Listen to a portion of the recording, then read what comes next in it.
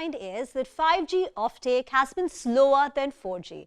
Now, this is the analysis which is done by UBS, and they've looked at the 5G rollout across China, Korea, Thailand, and the North American market and compared the adoption of 4G and 5G from the point of launch. So they say while 5G adoption has been smooth in Korea and China, both China and Korea are now approaching 40 to 42% penetration of 5G within 2 to 3 years of launch, they say it's been relatively slower in Thailand and United States. For Thailand, it's probably just approaching 10%.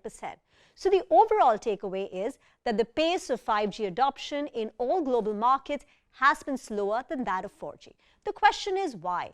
Well, the key reason is there is a lack of a differentiated use case for 5G versus 4G. There is no killer app or there is no immediate use case for 5G. For example, why did 4G adoption skyrocket? Well, it was due to movie streaming apps like Netflix or gaming, which was not possible with 3G, which resulted in the 4G offtake.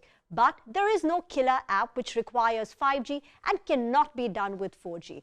5G does have the ability to create new use cases, Internet of Things, connected cars, automated factory setting, as well as other enterprises use cases. But these use cases are yet evolving, and these use cases have not taken off in other advanced markets. So UBS says that in most markets which have a greater than 10% penetration of 5G, the usage of 5G remains centered broadly on the same apps which were used for 4G. While 5G users do consume more data than 4G, there is no clear difference in the usage pattern. Let's now move on to the third point about what happens to ARPU as well as CAPEX requirement for telcos.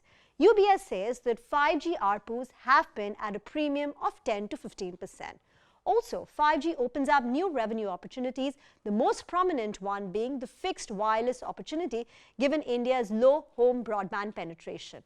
On CAPEX, the UBS data shows that 5G rollouts have resulted in a modest CAPEX increase of 300 to 50 basis points higher as a percentage to sales because operators have taken a gradual approach and operators are able to shift some of their 4G CAPEX to 5G. So these are the broad takeaways.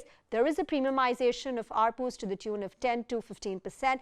There is a modest increase of CAPEX, but as of now, we do not have a killer 5G app, which is why the rollout of 5G is expected to be gradual even in India.